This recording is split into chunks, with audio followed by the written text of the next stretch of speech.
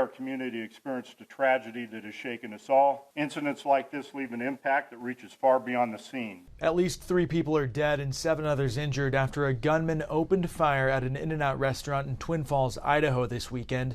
The shooter later turned the gun on himself. First responders faced what was described as one of the most chaotic instances a law enforcement officer can face in their career. Local authorities have identified the shooter as 24-year-old Chad Williams. Police are still working to determine a motive, but feel confident he acted alone and say his family is cooperating.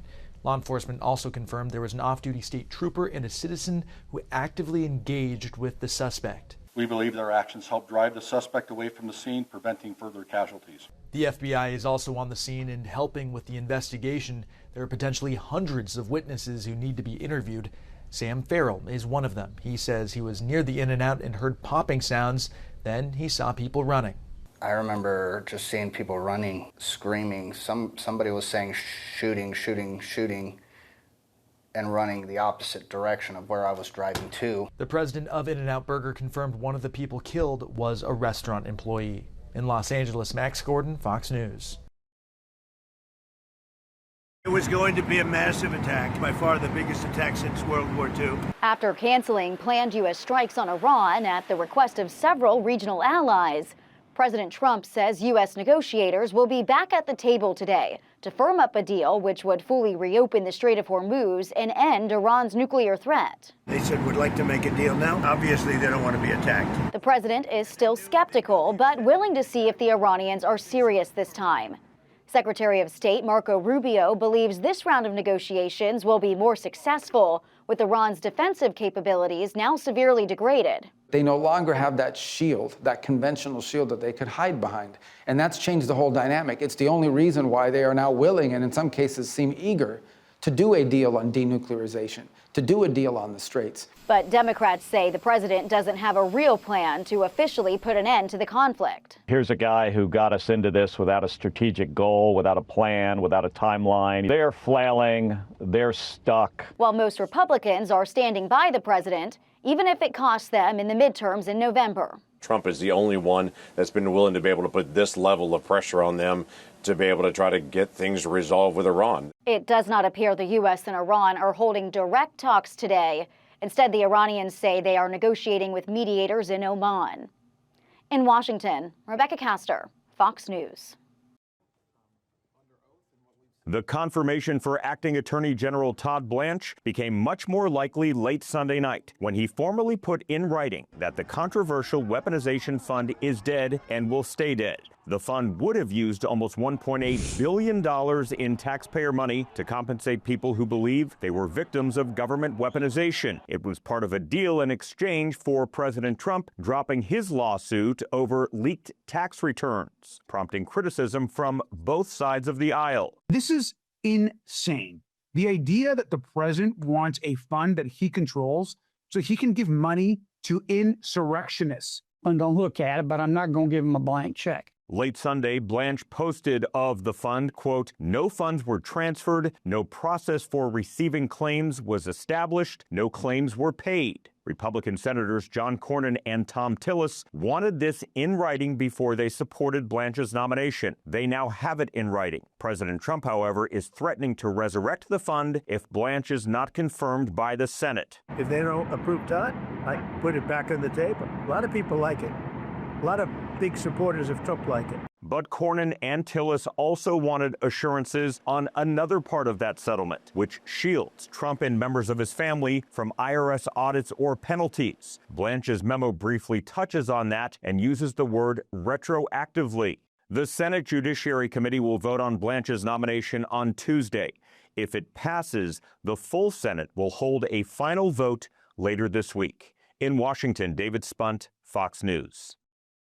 2 Republican senators that threatened to block Todd Blanche's nomination as U.S. Attorney General announced Monday that they will vote to confirm him. The move comes after Acting Attorney General Blanche issued a formal order late Sunday terminating President Trump's $1.8 billion anti-weaponization fund intended to compensate his political allies. Senators John Cornyn and Tom Tillis wanted written confirmation that the fund would not be created, as they share concerns with many over the possibility that violent January 6 rioters could be considered for payments. Blanche's order states that since the settlement of the president's lawsuit against the IRS was announced, no funds have been transferred and no process of receiving claims was ever established. The deal also clarifies that the tax audit immunity agreement only applies to claims open at the time of the settlement and does not protect the president from examination of future tax filings. Blanche, who served as Trump's defense lawyer in his criminal cases, entered the Justice Department last year as Deputy Attorney General. He was elevated to the top post after the firing of Pam Bondi in April. NASA Langley is opening its first new wind tunnel in more than 40 years. Officials say the new flight dynamics research facility is one of only 3 of its kind in the world and will help engineers test aircraft and spacecraft before they ever leave the ground. And the researchers right here at NASA Langley Research Center will use this tool to ensure that we are able to have safer flight and to continue to push the boundaries of exploration into the next century. NASA Administrator Jared Isaacman says testing designs here allows engineers to identify problems earlier, helping reduce risk, save money, and speed up the development of the next generation of aircraft and spacecraft. You would rather learn as much as you can about the vehicles that we're designing in a test environment like this. So this is a great way that we can continue to learn very quickly and advance the next generation of aircraft and obviously spacecraft. One mission expected to benefit is Da Vinci, NASA's planned mission to Venus. Dr. Hayden Dean, a senior aerospace engineer at NASA Langley, says researchers are already using the new facility to study how the spacecraft will move through Venus's thick atmosphere before its expected launch in the 2030s. So facilities, especially low-speed facilities like the FDRF, help us study that characteristic to make sure that we are properly modeling how this vehicle moves to ensure all the planetary scientists are going to get the exact science they want when we finally land on Venus. The Flight Dynamics Research Facility replaces 2 older wind tunnels and is expected to support NASA, industry, and academic partners as they develop future aircraft and spacecraft.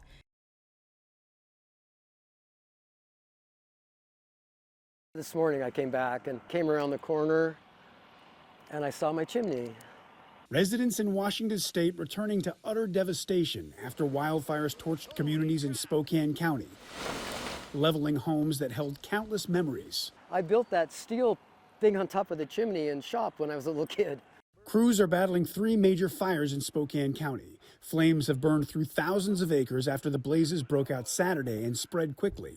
Hundreds of structures have been destroyed and tens of thousands of people have been evacuated. To give you a level of the scope of the evacuations, in that particular area, there are over 14,000 structures. Firefighters are getting the support of crews from more than a dozen other states and all the way from Australia.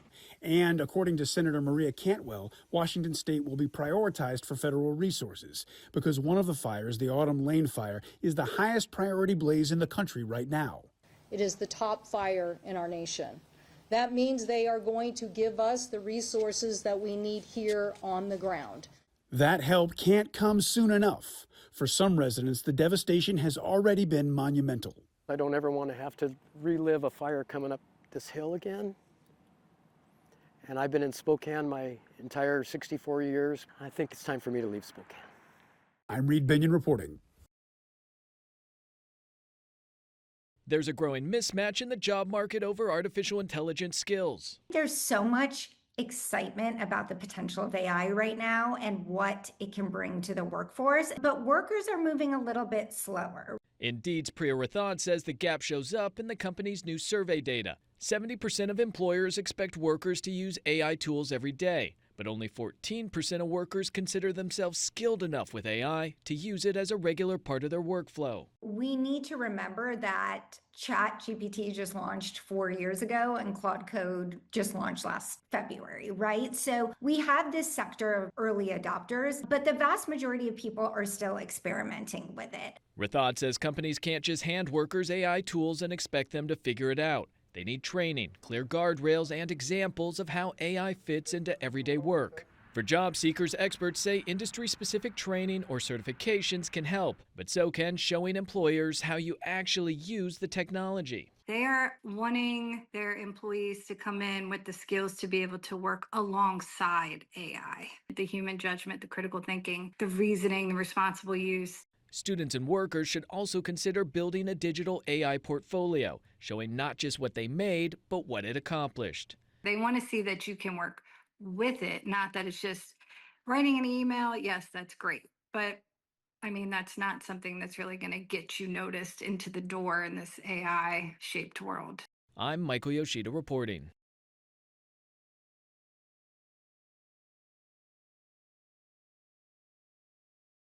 Marriott reporting a better than expected quarter, though it was impacted by the Middle East conflict. Business improved in Europe and Africa. Marriott says it continues to see solid demand for leisure travel.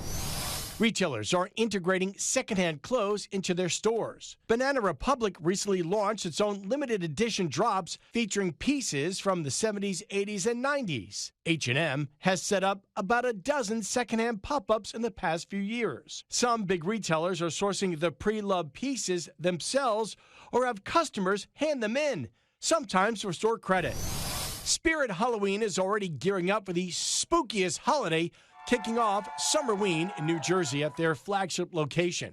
400 Spirit stores are now open, with the rest of the over 1,500 temporary locations set to open in the coming weeks. And Campari is serving its Aperol Spritz cocktail on tap at concerts and sporting events to compete with premium beer. 22,000 glasses of Aperol Spritz on tap were recently sold at a Bad Bunny concert in Milan. Campari estimates its tap cocktails have taken a 1.5% share of Italy's premium beer market and is expanding the strategy to the UK. CJ Papa, Fox News. It's a year-round threat, but summer months are deadliest inside a hot car, as it only takes minutes for temperatures to reach dangerous levels. It is never safe to leave a child in a hot car. Little bodies heat up 3 to 5 times faster than adults and fail to cool down efficiently. That's why young ones are especially vulnerable to heat exhaustion or heat stroke, says Dr. Sarah Lazarus with Children's Healthcare of Atlanta. They can have altered mental status, lose consciousness. It all can be life-threatening. So far this year alone, NoHeatStroke.org says 17 children have died in hot cars in 12 different states. Victims were between the ages of 2 months and 4 years. Since 1998, 1,061 children have died in hot cars. Nearly 24% of those deaths happened after the child gained access to a car on their own. But more than half of the children who died were forgotten by a caregiver. Mistakes can happen, so it's important to set yourself up for success. Never leave a child in an unattended car for any length of time. Temperatures can be dangerous even if the vehicle's parked in the shade or has the windows rolled down. Make it a habit to check your entire car, especially the back seat, before locking doors and walking away. Ask a child care provider to call if your child doesn't show up as expected, and place a personal item like a purse or briefcase in the back seat as another reminder to look before you lock. It's really important to have mechanisms in place to help prevent these absolutely horrific deaths. For Health Minute, I'm Mandy Gaither. More than 1 in 4 young adults don't have a primary care provider, according to a recent national survey by the Ohio State University Wexner Medical Center. And more than half of those Gen Zers who do skipped their last yearly checkups. Building these habits now can really reap dividends for like people as they move forward, like opportunities to discuss ways to become healthier, ways to stay healthy, talking about things like mental health. Experts say skipping doctor visits in early adulthood could have severe consequences, like missed prevention opportunities for diseases. Can we prevent heart disease well before it happens? Also thinking about things, can we screen for cancers? There is something to the longitudinal nature of like primary care. If you can get to know someone over the course of several years. 36% of Gen Z respondents ages 18 to 29 said immediate care facilities are their first stop for non-emergency medical care. Urgent care will look at what's today's problem. Like, how do we get you in and out of here, fix the problem, and send you on your way? Primary care is intended to look at your whole health. While a lack of insurance contributes to skipped care, researchers say the complexity of navigating the healthcare system also plays a role. Most adults are still learning about how the healthcare system works piece by piece, sometimes in sort of bad surprises on what doesn't work. But it is a process. I'm Maribel Gonzalez reporting.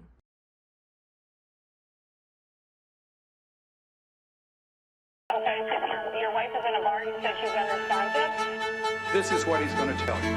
Trying to find the first place to put a body. No, sir. The only thing they could do was kill him. Be the jury and to find the defendant